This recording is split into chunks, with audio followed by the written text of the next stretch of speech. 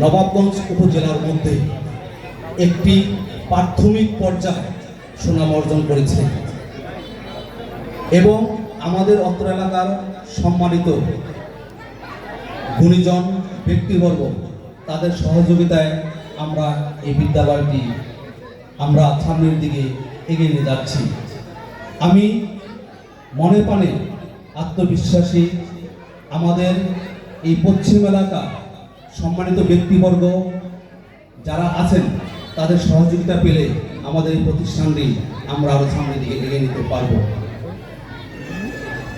2001 সালে প্রতিষ্ঠার পর সরকারিভাবে 2009 সালে প্রাথমিক সমাপনী পরীক্ষা আরম্ভ হয়।